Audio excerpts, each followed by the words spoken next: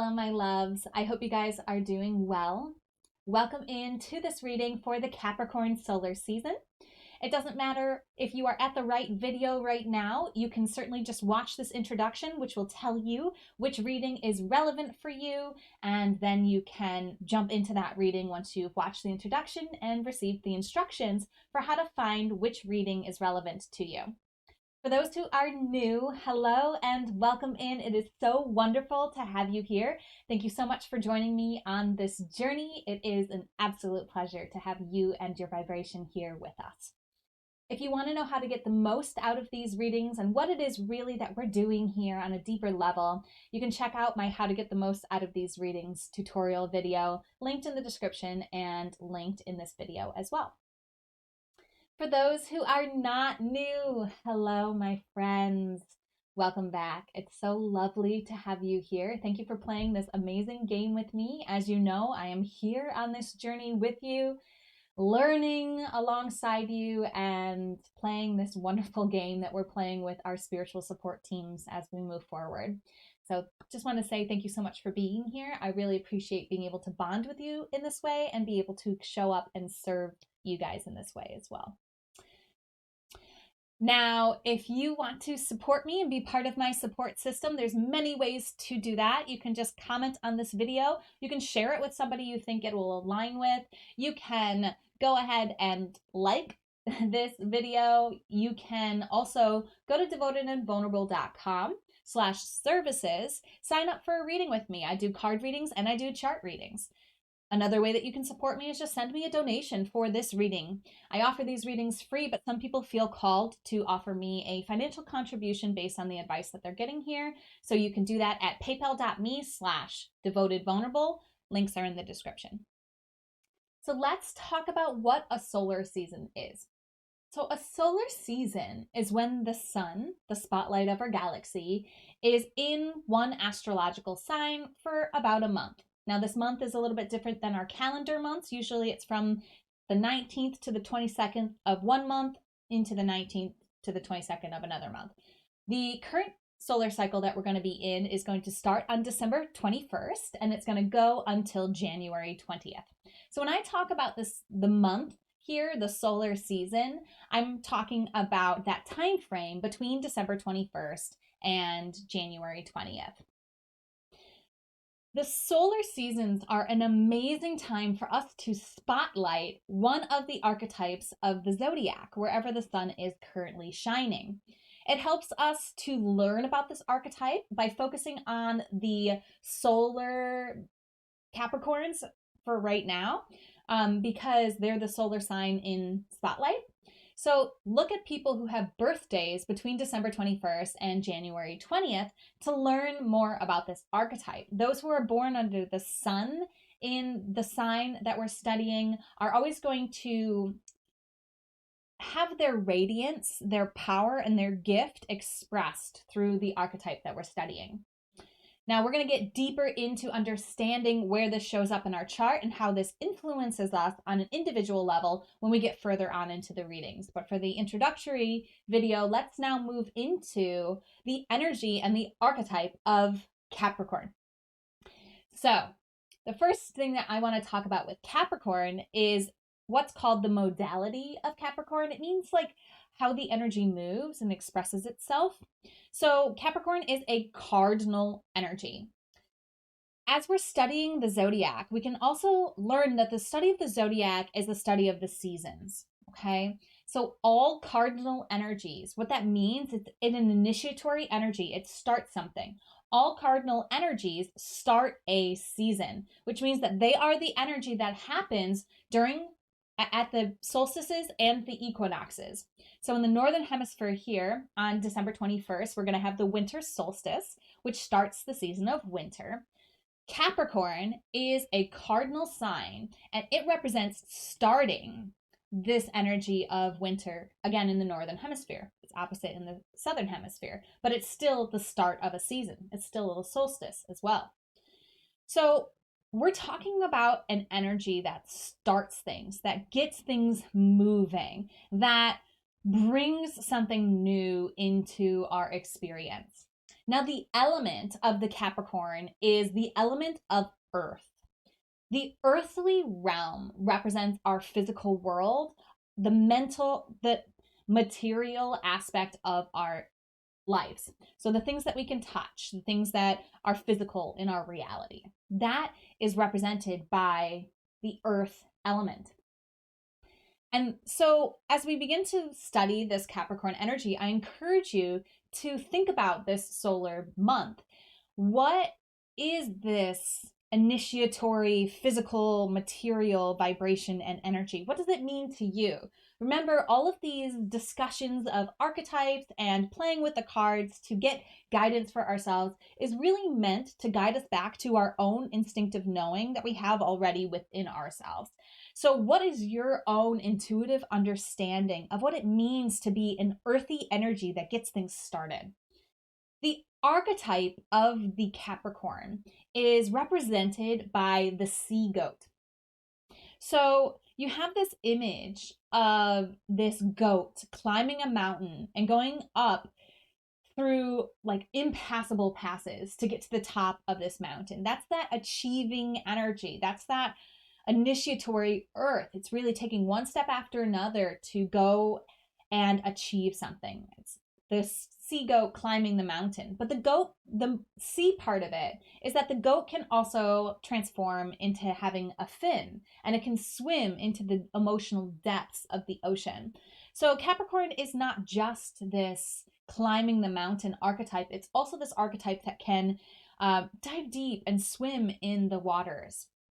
The qualities of the Capricorn archetype are resourceful, very resourceful, able to use all the resources at its fingertips, all the material resources that it has at its fingertips available to it to really achieve whatever it is that it's looking to achieve. It's very determined. It doesn't give up. It just keeps going. It knows what it wants, and it just keeps taking steps to get towards that goal. And it knows that it may take a while, and it's not daunted by the practice of it's not daunted by the work that needs to be put in and the time that it might take. Patience is another quality of the Capricorn energy, of course, because Capricorn knows that it takes time to achieve those things that are worth attaining. It's very ambitious. You'll know a Capricorn energy and archetype because it just sets out to do things that are ambitious, that are a little bit more than the normal energies and signs of the zodiac are really aiming for. It really has this energy of like, I'm going to go get it, and it doesn't matter how long it takes, and it doesn't matter how qualified I am now. I know I want it, and I'm going to get it. It's very ambitious. And it's also very responsible, very able to be aware of what's a waste of time, what is a great use of time, and it's very focused on achieving. So it's very responsible with the way that it allocates its resources, its time, and its being. It likes to know its own boundaries. It likes to keep those boundaries, and it likes to have its own value system that it stays within. They don't like failure. That's probably the shadow side of the Capricorn, is that it can be, failure can be very difficult for the Capricorn energy and archetype. And also it's got a bad reputation for being a little unemotional, especially in relationships, where relationships are more focused on what can I get out of the relationship than just the relationship in and of itself. Okay. So we are going to be talking about and focusing on in this reading, what area of your life are you going to be achieving something or focusing on an achievement within the realm of this solar phase. Now, the area of your life is going to be highlighted by which planet, the sun, the moon, or the rising sign is in Capricorn in your chart. You're going to watch every single reading for every single planet, including Pluto, the sun, the moon, or the rising that you have in Capricorn. If you don't have any of the planets, sun, moon, or rising in Capricorn, the reading that you will watch is the one that's called background Capricorn. Now, if you do not know where Capricorn is in your chart or which planets are in Capricorn in your chart, go ahead and watch this tutorial video that'll take you through how to understand and read and learn a little bit more about your birth chart information on astro.com. Link is in the description here, and it is popping up linked in this video as well. This is a necessary step into knowing which of these readings are aligned for you, because we're going to align the advice on what it is that you're achieving, and you're focusing what in your life are you really focusing on achieving in? Like, what is the theme? That's going to be shown by the planet. Now, the advice for how to get this achievement, what do you need to know about achieving in this area of your life that'll help support you with this achievement, it's going to come through the Angel Therapy deck by Doreen Virtue.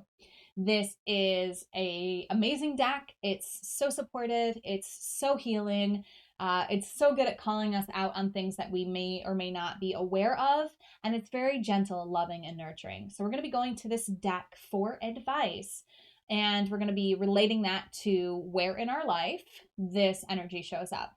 So one thing that I also wanted to mention will be happening during this Capricorn season is Mercury will be going retrograde, and we will be allowing ourselves to review the communications in our lives. It's going to be going retrograde in the sign of Capricorn, and that's going to take us from the end of this year into the beginning of next year as we look at and review our communication realm. At the same time, once we get into January, early January, we're going to see Mars, which has been retrograde since Halloween. It's going to go direct. So we're going to get forward momentum in our actions and our reactions during this Capricorn season. And Mercury, our communication realm and our learning realm, is going to go backwards into review so that we can review what we've been communicating and learning and make a better plan for how to move forward. So as this Mars starts moving forward, we're still having this little bit of backwards momentum and review energy with the Mercury in retrograde. And then once things move forward in January for Mars and in January for Mercury, we're going to see things really start falling into place at the beginning of the year, but towards the end of Capricorn season. All right, let's see what achievement, energy, and advice is coming through for this Capricorn solar season. This video is for you if the planet Pluto was in the sign of Capricorn when you were born. So the planet in the astrological story represents the what. So the what of Pluto, according to the way that I study it, and again, different people study different things, and it's all up to us to add our own interpretations to these meanings. So if you have another meaning for Pluto, you can apply that meaning to this reading. It'll still be relevant for you. But for me, the planet Pluto represents the inner child. Okay? And the sign that the planet is in represents how that what of the planet expresses. So your inner child expresses itself through the archetype of the Capricorn energy and vibration. Your inner child is very resourceful, knows how to use everything at its disposal to create its achieved goal, its determined goal. It's very patient. Your inner child knows how to wait things out and to make a move when it's time. It is also very determined. Your inner child will not be deterred or brought off track by basically anything. Your inner child is like focused on its goal, and it's gonna achieve it. It's gonna use all of its resources it needs in order to go after it. So Pluto is a generational planet. It's an outer planet. It's slow moving. Pluto takes a long time to go through the zodiac. I think it was the 1800s when Pluto was in Aries the last time. Okay. I think it is going to be moving into Aries soon. I'm not quite sure about that. But anyway, Pluto takes a long time to go through the planets, or Pluto takes a long time to go through the zodiac. So this is generational energy that you're going to share with people born around the same year and the years before and the years after you. Okay. So this is something you're going to share. Your inner children are all kind of the same, like the whole generation of kids, like you have the Generation X and millennials and baby boomers and all that stuff. That's kind of the vibration that this Pluto energy, the archetype of the Pluto energy really represents. Those born with Pluto in Capricorn, their inner childs are all going to have this in common. Now, what makes it unique to you is going to be which house this Pluto in Capricorn falls for you. So if you don't know how to find your house placement, you can utilize that tutorial video linked in the beginning here for how to find your birth chart information, because it'll show you how to know which signs of the zodiac are which, and how to find out which house a particular degree point of a zodiac or a zodiac sign itself, which house it is in for you, okay? So wherever planet in Capricorn occurs in your chart, you can look at that degree point and then find which house it's in. Okay, so that'll be, the houses represent where in your life something occurs. So your inner child is Capricorn in energy, but where your inner child likes to play is going to be determined and revealed by the house that Pluto is in for you. Okay? So when we're talking about achieving, we're talking about what does our inner child want to achieve, our inner child achievement. What advice is here for us during this Capricorn season for having our inner child achieve whatever it is that it wants? So if you haven't already, taken a few deep breaths, called in your spiritual support team, and opened your heart to receiving the guidance that's most aligned for you at this time, I recommend you do that. You may want to pause this video to set a sacred space for yourself and give yourself time to really be open to the advice that's coming through here.